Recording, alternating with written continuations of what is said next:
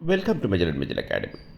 இப்போ தெரிகிற இந்த சவுண்டு இருக்கு இல்லையா, இந்த சவுண்டு இஸ் கால்டு ஒரு டிஃப்தாங் சவுண்டு அப்படின்னு சொல்லுவாங்க. டபுள் வாவல் சவுண்டு அப்படின்னு. ஏ அப்படின்னு ஒரு சவுண்டு, இ அப்படின்னு ஒரு சவுண்டு. இது ரெண்டையும் சேர்க்கும்போது ஏய் அப்படின்னு வருது. நீங்கள் அதை தான் தமிழ்லையும் போட்டிருக்கேன். இ தான், ஆனால் நம்ம சொல்லும்போது ஏய் அப்படின்னு தான் வரும் நமக்கு. இப்போ இந்த வார்த்தைகள்லாம் நமக்கு தெரியும் பாருங்களேன்.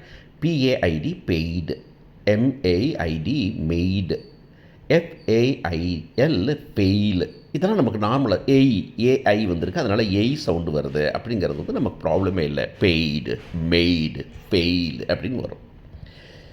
ஆனால் ஒரு சில வார்த்தைகள் பார்த்திங்கன்னா நமக்கு இந்த வார்த்தைகள் பாருங்கள். PAGE, GATE, DATE இதெல்லாம் நம்ம வழக்கமாக ப்ரொனவுன்ஸ் பண்ணுறது பேஜ், கேட்டு, டேட்டு அப்படிங்கிறோம். பட் ஆக்சுவலாக மொதல் பேஜில் சொன்னமே அதே சவுண்டு தான்.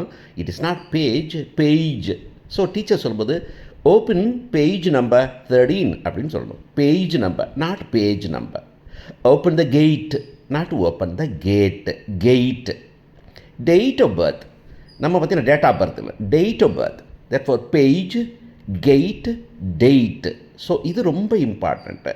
இது அழகு கூட்டம் உங்கள் சவுண்டு சொல்லும்போது. நீங்கள் கேட்டு பாருங்களேன். டேட் ஆஃப் பர்த் அப்படின்னு சொல்கிறதுக்கும் டேட் ஆஃப் பர்த் அப்படிங்கிறதுக்கு நம்ம டிஃப்ரென்ஸ் தெரியும். ஓப்பன் த கேட், கெயிட் அப்படின்னு வரும். ஸோ இந்த மாதிரி வார்த்தைகள் நிறைய இருக்குது. நான் சும்மா ஒரு மூணு எக்ஸாம்பிள் கொடுத்துருக்குறேன். ஸோ எப்போவுமே ஒரு ஆக்ஸ்ஃபோர்ட் டிக்ஷனரியை பார்த்துட்டு சவுண்டை சொல்கிறது பெட்டர். நீங்கள் PAID பெய்டுன்னு சொன்னேன்.